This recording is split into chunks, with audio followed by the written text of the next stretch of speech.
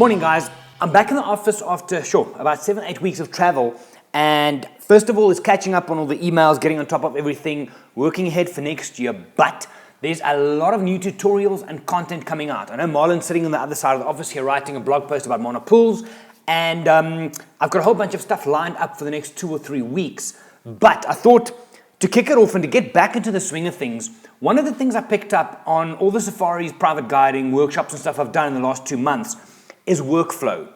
Now, I'm not talking in the field stuff. People know how to use their cameras. People know how to do, well, they should, know aperture, ISO, shutter speed. Those are the basics. If you struggle with that, let me know, we can talk about it.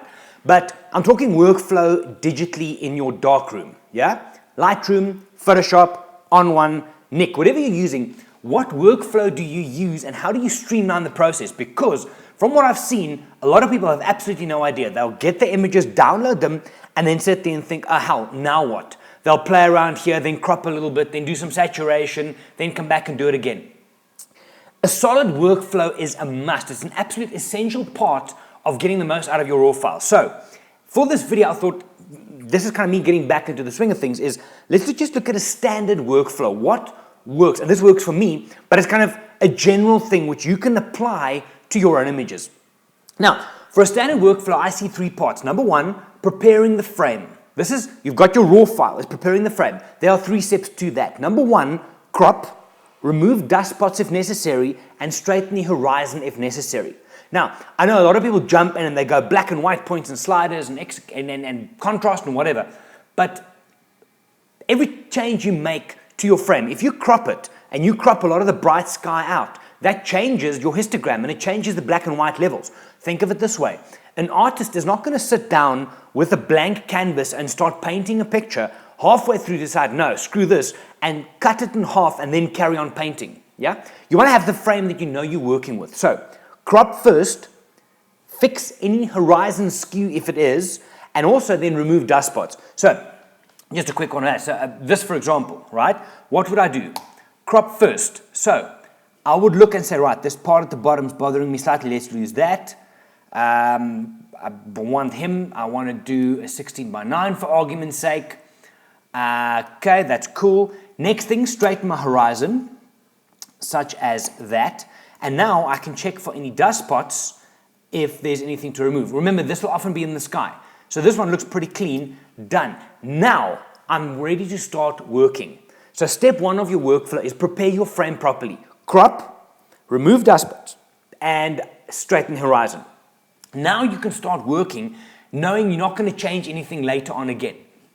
Following on to this, now, any adjustments you're now going to make to this frame that you've prepared has to be, I think, and it makes sense to me, start global, entire image, and work smaller, smaller, smaller. What that means is in your Lightroom, start with the basic panel. Yeah, because everything you do on the sides here is global. It affects the entire frame. It might only affect certain colors or certain tonal values, but it affects the entire frame. Once you've done with the basic paneling and you've worked your way down, then go up to the special adjustments. Start, if necessary, with the gradient tool, then the radial filter, and then the brush. Why?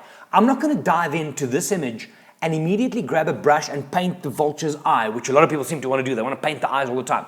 Because then, when I start doing my global adjustments, it's going to change that. So start big and work smaller, smaller, smaller, and only do the steps that's necessary to get the most out of each image. So global for me would be just flying through these. Black point and white point. Yeah, I've done videos on this before. Go and check them out. Black point, white point. I might lift the shadows a bit. I might punch the clarity, for example, and add some saturation and vibrance. Right.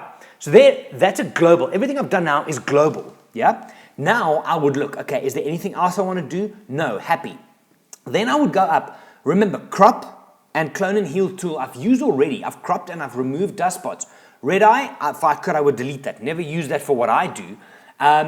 If anything, that would be a part of your preparing the frame stage 1 of the workflow. Then I would say, right, in this particular image, do I need the gradient filter? No, I don't, yeah? I can use it artistically later if I want, but nothing in this image needs that. Do I want to use the radial tool? For me, particular in this, no.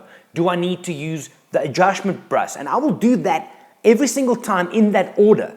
Because I don't want to brush something first, which is a smaller adjustment, and then jump back, use the radial filter, which is bigger, and in reverse, the gradient, which is even bigger still. Work from big to small. Once you've done all of those, and you've worked from big to small, then you start looking at the final stage of the workflow, which is export. That would be looking what you're going to export this image for. Is it just for social? Then you can look at the dimensions and resolution for that. Is it for print? Then you can export it for that. And that's, I would maybe even go as far as to throw sharpening and noise reduction right in the end there as well. I'm old school like that. I've always done it at the end, and then I sharpen and stuff for my final result. Then I hit export, and then I throw the file out for final use. So there's a lot of info in that. I mean, you can go in slow motion, some of the stuff I've done. It wasn't the point. The point for this particular video is this. Have a workflow. Have a set step-by-step process that you follow every time you sit down with your Lightroom catalog to process images.